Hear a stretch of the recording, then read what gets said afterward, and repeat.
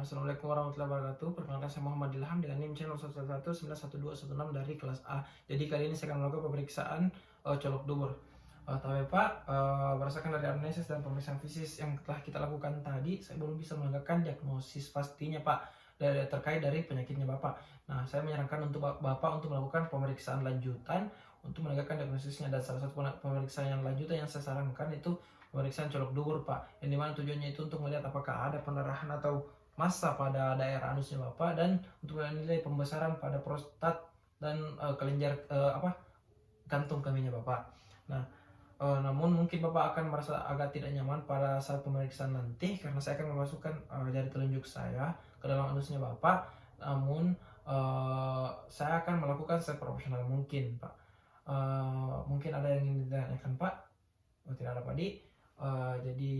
Apakah Bapak bersedia? Oh, bersedia Pak Di. Jadi sebelumnya saya akan mempersiapkan alat dan bahan terlebih dahulu dan melakukan cuci tangan rutin. Dan mungkin untuk Bapak bisa berkemih terlebih dahulu, lalu ke meja pemeriksaan Pak Di. Nah, persiapkan alat dan bahan dan lakukan cuci tangan rutin.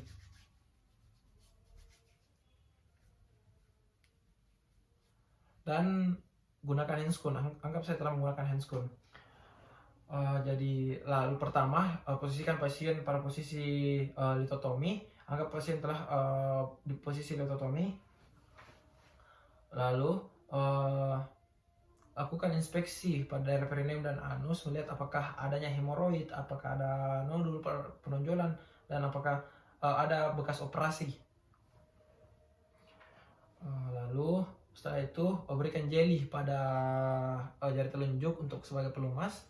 Tapi Padi masukkan jari telunjuk ke dalam anus pasien, akan di sphincter ani, lalu menyuruh pasien untuk bernafas seperti biasanya. Tapi Pak mungkin bisa bernafas Pak seperti biasa. Tapi Padi. Nah, lalu lakukan penilaian pada tonus sphincter ani. Lalu tangan satunya itu berada pada bagian suprapubis dan menekan ke arah vesika urinaria. Nah, vesika urinaria akan jika vesika urinaria kosong, maka kedua ujung jari akan bertemu atau terasa.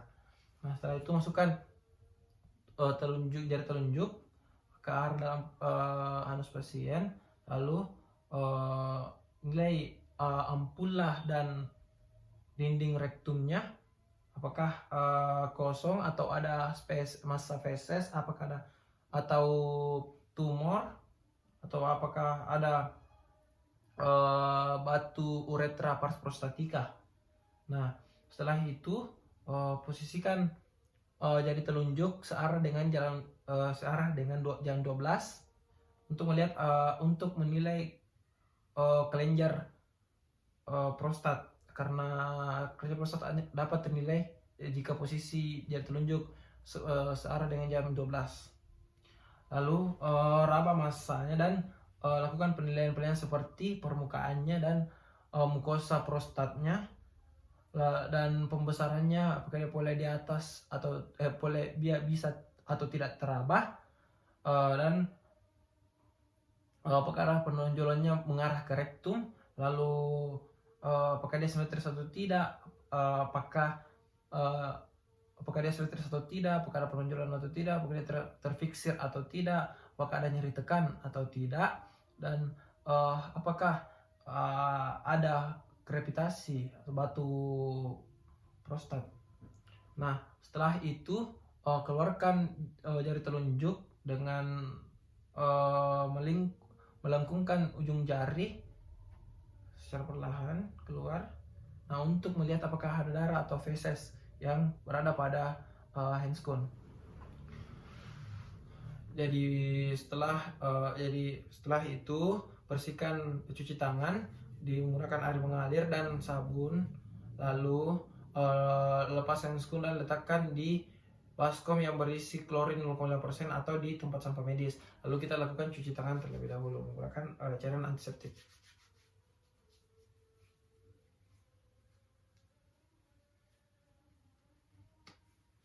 Nah,